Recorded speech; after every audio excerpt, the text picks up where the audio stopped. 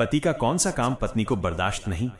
ये कहानी हसपुर के घने जंगल से शुरू होती है, जहां एक विशाल पीपल के वृक्ष पर गिद्धराज अपने घोंसले में विश्राम कर रहे थे। तभी उनकी जीवन संगिनी गिन्नी दूर से उड़कर उनके पास आती है। गिन्नी का चेहरा गंभीर था और उसकी आंखों में एक अजीब सी बेचैनी थी। गिद्ध ने पूछा, हे प्रिय, क्या बात है? तुम इतनी विचलित और गंभीर क्यों हो? क्या कोई समस्या है? गिन्नी ने गहरी सांस ली और कहा, हे पियाजी, आज जब मैं पृथ्वी लोक के सुकल्पा गांव में घूम रही थी तो मैंने वहां एक अद्भुत दृश्य देखा। उस दृश्य को देखकर मेरे मन में करुणा और ममता का सागर उमड़ पड़ा। गिद्ध ने उत्सुकता से पूछा, हे प्रिय, ऐसा कौन सा दृश्य देखा तुमने जिसने तुम्हें इतना व्यथित कर दिया? कृपया विस्तार से बताओ। तब गिन्नी ने अपने दो प्रश्न रखे। 1. हे स्वामी, मुझे आप एक बात बताओ कि वो कौन सा काम है जिसे पति औरत के पीठ पीछे करे तो उसे बर्दाश्त नहीं होता है। 2. और मेरा दूसरा प्रश्न है कि वह कौन सा फूल सूंघने से पुत्र पैदा होता है। गिन्नी ने अपनी देखी हुई घटना सुनाना शुरू किया। उसने बताया कि जब वो सुकल्पा गांव के भव्य मंदिर के पास गई तो उसने देखा कि कितने ही श्रद्धालु पूजा करने आ रहे हैं। उसने ये भी देखा कि कुछ माता पिता के पास केवल 4 पुत्रियां हैं। इन माता पिता के चेहरे पर अधूरेपन का गहरा दुख झलक रहा था। वे माता पिता जिनके पास केवल पुत्रियां हैं अपनी संतान संपदा को अधूरा मानते हैं। वे पुत्र प्राप्ति के लिए न जाने कितने प्रयास कर रहे हैं, पूजा पाठ, व्रत उपवास, फिर भी उनकी सूनी गोद नहीं भर पा रही है। ये सुनाते सुनाते गिन्नी की आंखें भर आईं। उसने आगे कहा, हे स्वामी, क्या ऐसा कोई उपाय है, कोई माध्यम है जिससे इन माता पिता की सूनी गोद भर सके और उन्हें पुत्र प्राप्ति का सुख मिल सके? गिद्ध ने गहरी मुस्कान के साथ कहा, हे प्रिय, तुमने जो प्रश्न किया है वो केवल उस गांव का ही नहीं बल्कि अन्य स्थानों के माता पिता के जीवन में भी दुख का एक बड़ा कारण है। आज मैं तुम्हें एक ऐसा अद्भुत रहस्य बताऊंगा जिसे जानने और अपनाने मात्र से ही यह समस्या समाप्त हो सकती है। गिन्नी ने पूछा, हे स्वामी, कृपया मुझे वो उपाय बताइए, वह कौन सा माध्यम है जिससे यह संभव हो सकता है? गिद्ध ने कहा, मैं तुम्हें एक ऐसे दिव्य फूल की कथा सुनाने जा रहा हूं जिसकी महिमा अद्भुत और रहस्यमय है। इस फूल को केवल सूंघने भर से माता पिता की सूनी गोद भर जाती है। गिन्नी ने आश्चर्य से पूछा, हे स्वामी, वह कौन सा दिव्य फूल है और उसे कैसे प्राप्त किया जा सकता है? कृपया मुझे विस्तार से बताइए ताकि मैं दुखी माता पिता की सहायता कर सकूं। गिद्ध ने उत्तर दिया, हे प्रिय, यह फूल अत्यंत दुर्लभ और दिव्य है। इसकी कथा सुनने मात्र से ही व्यक्ति को इसकी महिमा का ज्ञान हो जाता है। जो भी इस कथा को श्रद्धा और मनोयोग से सुनता है उसके सभी कष्ट समाप्त हो जाते हैं। गिन्नी ने आग्रह करते हुए कहा, हे स्वामी, कृपया मुझे उस फूल की कथा सुनाइए। मैं उसे जानने के लिए बड़ी उत्सुक हूं। इससे मुझे न केवल संतोष मिलेगा बल्कि मैं इस ज्ञान को उन माता पिता तक पहुंचा सकूंगी जो पुत्र प्राप्ति के लिए बेचैन हैं। तब गिद्ध ने कहा, हे प्रिय, इस कथा को ध्यानपूर्वक सुनना क्योंकि इसमें कई रहस्यमय बातें छिपी हैं। अब मैं ये कथा आरंभ करता हूं। दिव्य फूल की कथा। गिद्ध कहानी सुनाना शुरू करता है। अमृतपुर नामक गांव में गोवर्धन नाम का एक साधारण किसान अपनी 6 बेटियों के साथ रहता था।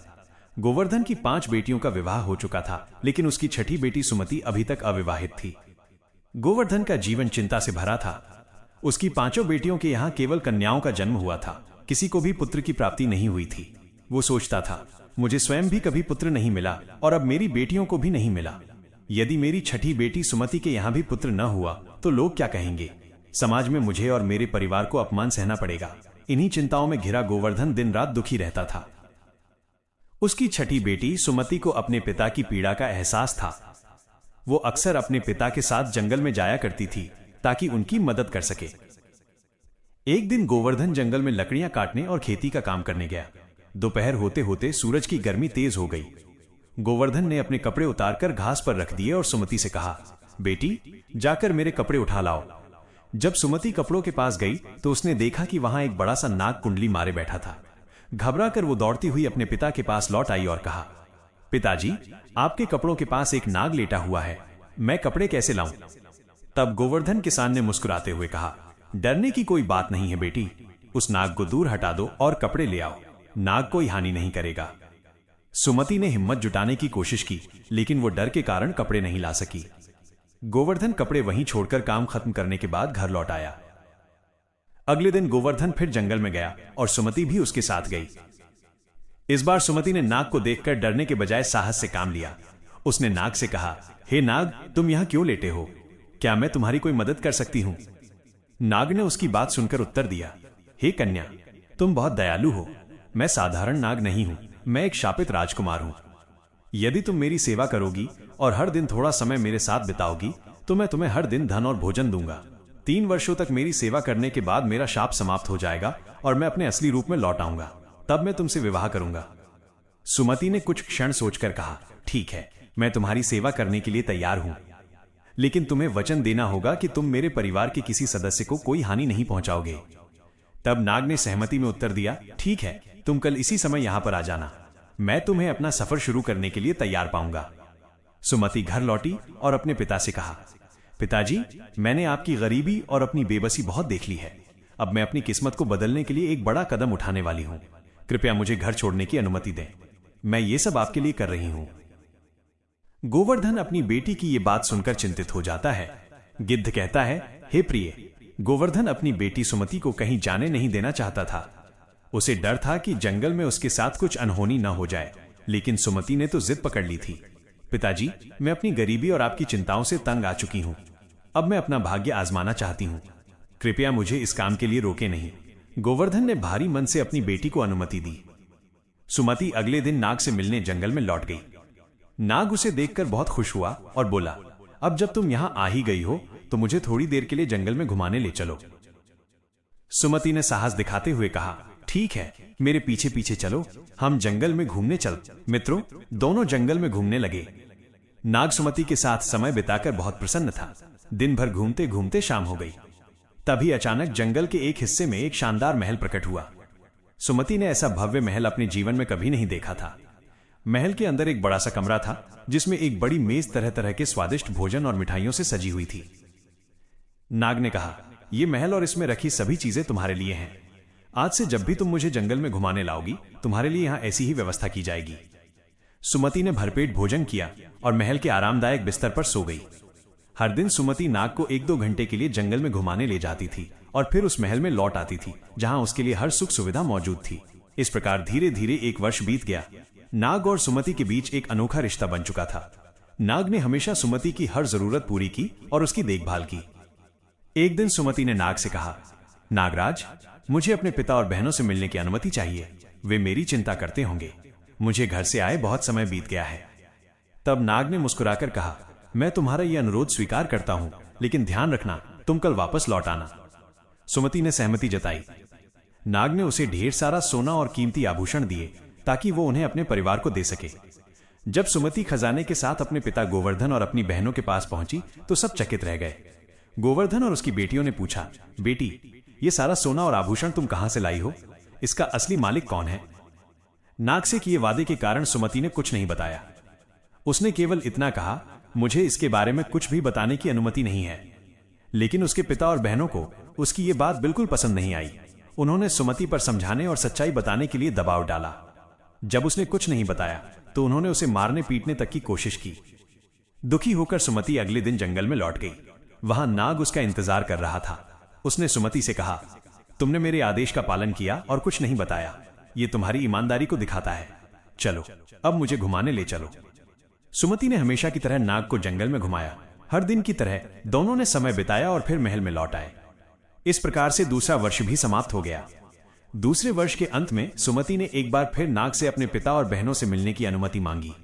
नाग ने कहा, यदि तुम्हें अपने परिवार से मिलने की इच्छा है तो जाओ, लेकिन ध्यान रखना, मेरे बारे में तुम किसी से कोई चर्चा मत करना और कल समय पर लौट आना। सुमति ने वादा किया और अपने परिवार के लिए कीमती आभूषण, सोना और उपहार लेकर गांव लौट गई। अंतिम विदाई और खोज का संकल्प। तीसरे वर्ष के अंत में सुमति ने फिर से अपने परिवार से मिलने की इच्छा व्यक्त की। इस बार नाग ने उसे समझाते हुए कहा, सुमति, यह हमारी अंतिम विदाई भी हो सकती है। ध्यान रखना, तुम इस बार जल्दी लौट आना। कल तक मुझे इंतजार मत करवाना। सुमति ने वादा किया और कहा, नागराज, मैं समय पर लौट आऊंगी, आप चिंता न करें। वो अपने पिता गोवर्धन और बहनों से मिलने के लिए गांव लौट गई। गांव पहुंचने पर गोवर्धन और उसकी 5 बेटियां फिर से ये जानने के लिए उत्सुक हुईं कि सुमति को यह धन दौलत कहां से मिल रही है। गोवर्धन ने उससे पूछा, बेटी, ये सब सोना चांदी और कीमती सामान तुम कहां से लाती हो? इसका असली मालिक कौन है? सुमति ने पहले की तरह कुछ भी बताने से मना कर दिया, क्योंकि उसने नाग से वादा किया था। लेकिन इस बार गोवर्धन और उसकी 5 बेटियां बहुत नाराज हो गईं। उन्होंने सच उगलवाने के लिए सुमति को घर से बाहर जाने से रोकने की हर संभव कोशिश की। जब सुमति ने फिर भी कुछ नहीं बताया तो उन्होंने उसे बुरी तरह डांटा और रोका। सुमति ने किसी तरह खुद को उनसे छुड़ाया और जल्दी से जंगल की ओर भागी। वो सोच रही थी कि उसे नाग के पास शीघ्र लौट जाना चाहिए, लेकिन जब वो जंगल में पहुंची तो वहां कुछ भी नहीं मिला। महल गायब हो चुका था और नाग भी वहां नहीं था। सुमति ने चारों ओर देखा, लेकिन हर जगह सन्नाटा पसरा हुआ था। सुमति की आंखें भर आईं। वो समझ गई कि 3 वर्ष पूरे हो चुके हैं और नाग का शाप समाप्त हो चुका है। अब वो अपने असली रूप में लौटकर एक राजकुमार बन चुका होगा और अपने राज्य वापस चला गया होगा। सुमति बहुत परेशान हो गई। वो सोचने लगी, यदि मेरे पिता और बहनों ने मुझे रोकने की कोशिश न की होती तो शायद मैं समय पर लौट आती। मैंने नागराज को खो दिया है, अब मुझे उन्हें ढूंढना ही होगा। सुमति ने अपने जीवन में पहली बार इतना बड़ा संकल्प लिया। उसने निश्चय किया कि वो उस नाग को ढूंढेगी, चाहे उसे कितनी भी मुश्किलों का सामना क्यों न करना पड़े। बूढ़ी महिला और दिव्य सेब। खोजते खोजते वो एक घने जंगल में पहुंच गई। वहां उसे एक छोटी सी झोपड़ी दिखाई दी। झोपड़ी के अंदर एक बूढ़ी महिला रहती थी। सुमति ने झोपड़ी के अंदर जाकर उस महिला से कहा, माँ, मैं बहुत थकी हुई हूं, क्या मैं रात भर आपके यहां ठहर सकती हूं? मैं आपको अपनी सारी कहानी बताना चाहती हूं। बूढ़ी महिला ने दयावश उसका स्वागत किया और कहा, बेटी, तुम यहां सुरक्षित हो, पहले आराम करो और फिर मुझे अपनी कहानी बताओ। सुमति ने उसे नाग और अपनी यात्रा की पूरी कहानी सुनाई। बूढ़ी महिला ने उसकी व्यथा को ध्यान से सुना और कहा, तुमने बहुत सहन किया है, मैं तुम्हारी मदद करूंगी। बेटी, ये लो, मैं तुम्हें ये 3 सेब दे रही हूं। बूढ़ी महिला ने सुमति को 3 सेब दिए और समझाया। 1, पहले सेब में एक सोने की तकली है। 2, दूसरे सेब में सोने का एक सुंदर सूत है। 3 और तीसरे में एक सुनहरा चरखा है। इनका उपयोग समझदारी से करना। ये तीनों चीजें तुम्हें उस राजकुमार तक पहुंचने में मदद करेंगी जो तुम्हारा नागराज है। सुमति ने उन सेबों को संभाल कर रख लिया और बूढ़ी महिला को धन्यवाद दिया। उसके बाद वो आगे बढ़ चली। कांच का पहाड़ और नई रानी। कई दिनों तक जंगलों और पहाड़ियों में सफर करने के बाद सुमति एक विशाल कांच के पहाड़ तक पहुंची। वो समझ नहीं पा रही थी कि उस चिकने और फिसलन भरे पहाड़ को कैसे पार करे। कई बार वो चढ़ने की कोशिश करती, लेकिन बार बार नीचे गिर जाती थी। थकावट और निराशा उसके चेहरे पर साफ झलक रही थी। उसी समय उसे पास ही एक लोहार की दुकान दिखाई दी। उसने लोहार से मदद मांगी। लोहार ने कहा, यदि तुम चाहती हो कि तुम इस पहाड़ पर चढ़ सको तो मैं तुम्हारे हाथों और घुटनों में घोड़ों की नाल लगा सकता हूं। इससे तुम फिसलोगी नहीं। सुमति ने उसकी बात मान ली। लोहार ने उसके हाथों और घुटनों में नाल लगा दी। उसके बाद उसने उस पहाड़ को पार कर लिया। गिद्ध कहता है, हे प्रिय, बड़े ध्यान से सुनना। कांच के पहाड़ को पार करने के बाद सुमति को एक विशाल नगर दिखाई दिया। ये वही नगर था जहां नागराज अब शाप मुक्त होकर राजकुमार बनकर अपनी नई रानी के साथ जीवन यापन कर रहा था। राजा ने अपनी नई पत्नी के साथ सुखपूर्वक जीवन जीना शुरू कर दिया था। हालांकि राजा और उसकी रानी के पास कोई संतान नहीं थी। रानी चिंतित थी और अपनी संपत्ति अपने मायके वालों को देने की योजना बना रही थी। सुमति ने नगर में प्रवेश किया। उसने रानी से मिलने की योजना बनाई और एक दाई, सूत काटने वाली का भेष धारण किया। महल में पहुंचकर उसने रानी से कहा, मैं एक कुशल सूत काटने वाली हूं, क्या मुझे महल में काम मिल सकता है? रानी ने सोचा कि यह महिला उनके काम आ सकती है और उसे महल में काम करने की अनुमति दे दी। सुमति ने अपने पहले सेब से सोने की तकली निकाली और काम शुरू कर दिया। जब रानी ने सोने की तकली देखी तो उसकी सुंदरता और मूल्य देखकर चकित रह गई। रानी ने कहा, यह तकली बहुत अनमोल है, क्या तुम इसे मुझे दोगी? सुमति ने शांतिपूर्वक उत्तर दिया, यह बिकाऊ नहीं है, लेकिन अगर आप मुझे एक रात के लिए राजा के साथ बिताने की अनुमति दें तो मैं ये तकली आपको दे दूंगी। रानी ने यह शर्त मान ली। उसने राजा को नींद की दवाई दी ताकि वो गहरी नींद में सो जाए और सुमति को राजा के शयन कक्ष में भेज दिया। सुमति राजा के पास बैठ गई। राजा गहरी नींद में सोया हुआ था और सुमति अपनी दुख भरी व्यथा सुनाने लगी। उसने कहा, मैं वही सुमति हूं जिसने 3 वर्षों तक नागराज के रूप में आपकी सेवा की। मैंने आपकी खातिर अपने परिवार और समाज की सभी कठिनाइयां झेली हैं, लेकिन अब आप मुझे भूलकर यहां सुखपूर्वक जीवन जी रहे हैं। राजा गहरी नींद में था और उसे कुछ भी सुनाई नहीं दिया। सुमति पूरी रात अपनी पीड़ा सुनाती रही। सुबह होते ही रानी ने सुमति को शयन कक्ष से बाहर निकाल दिया।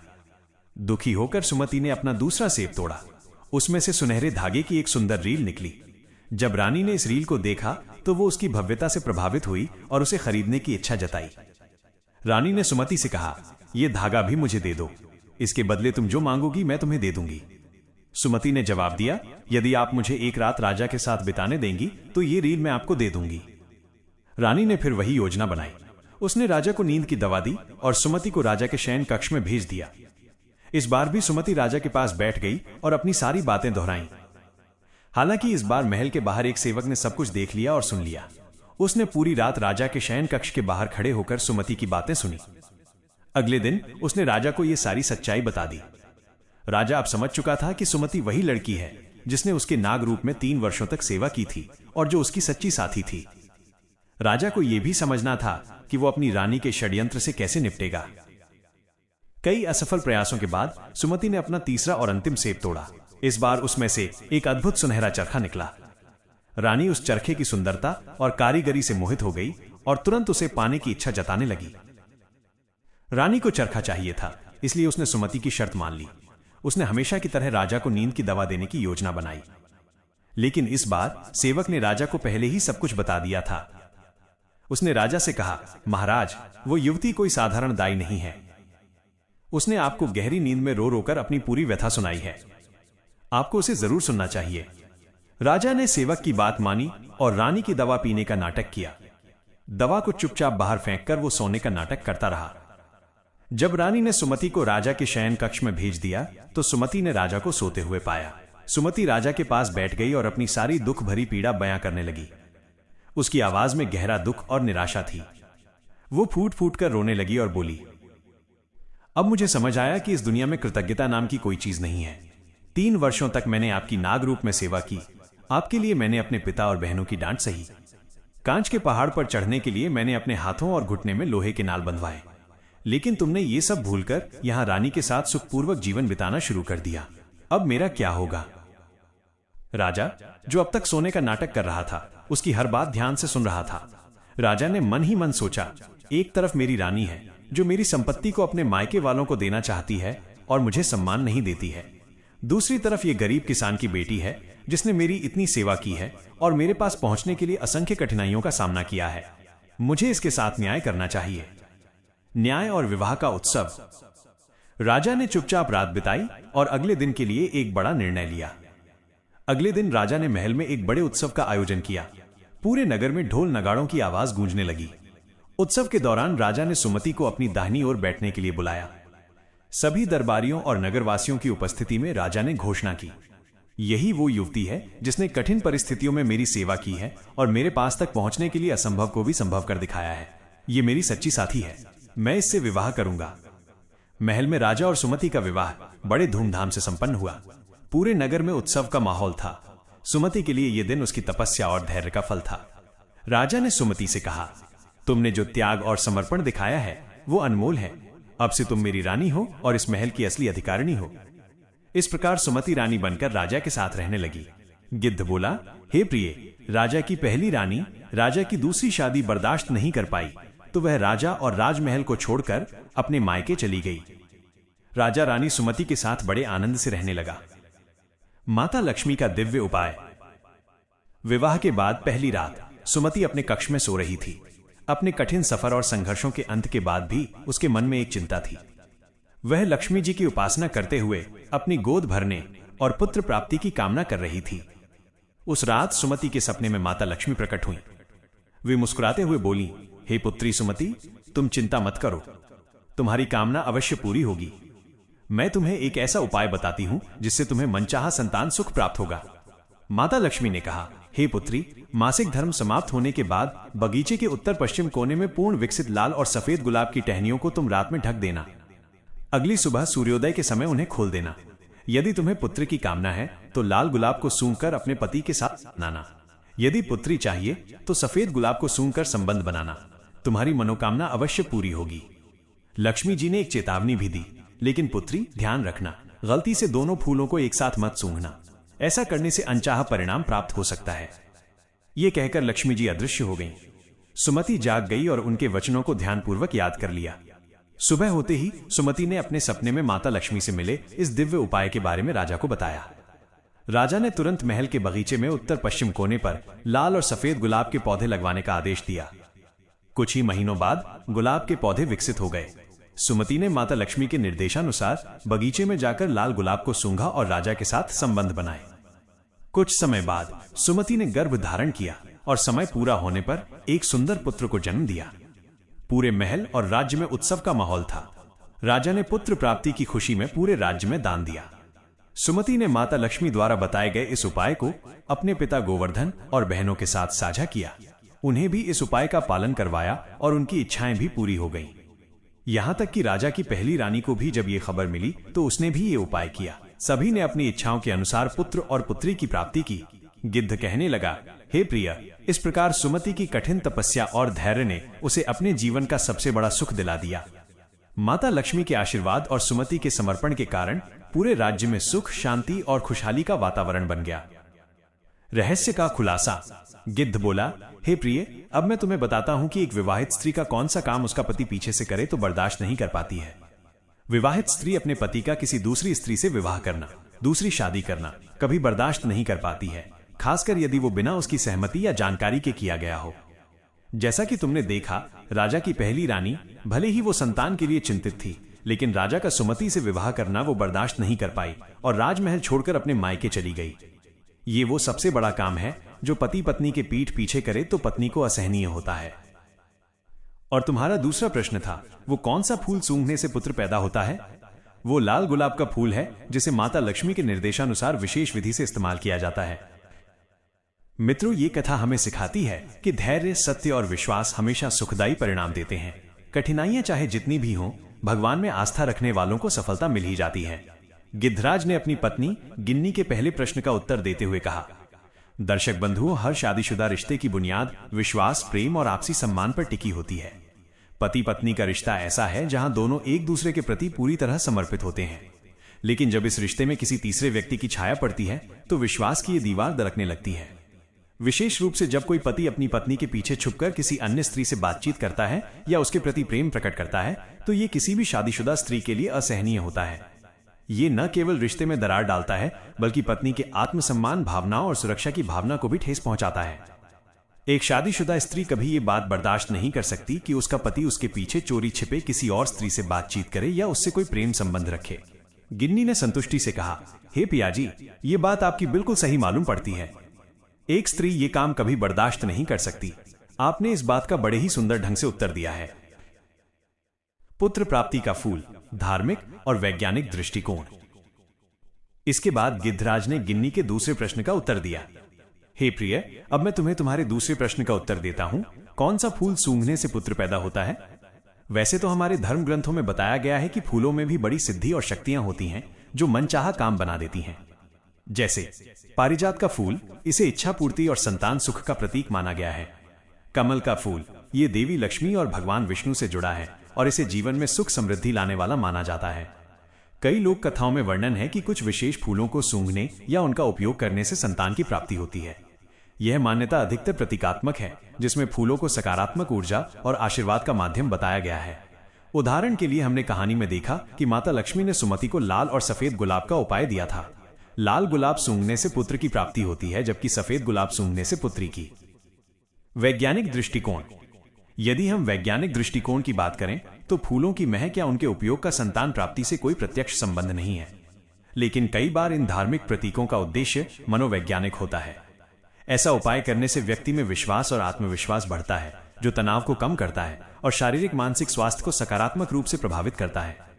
फूल सूंघने से पुत्र पैदा होना धार्मिक मान्यताओं और लोक कथाओं का हिस्सा है, जिसका उद्देश्य लोगों में आशा, विश्वास और सकारात्मकता का संचार करना है। हालांकि इसे पूर्णतः सच नहीं मानना चाहिए। यदि संतान संबंधी कोई समस्या हो तो धार्मिक उपायों के साथ साथ चिकित्सीय परामर्श भी अवश्य लेना चाहिए। निष्कर्ष। गिन्नी बोली, पियाजी, आपने मेरे दोनों प्रश्नों के उत्तर बहुत ही सुंदर ढंग से दिए हैं। मैं इन्हें हमेशा याद रखूंगी। दर्शक बंधुओं, आपको हमारी ये कहानी कैसी लगी? कमेंट सेक्शन में जरूर बताना।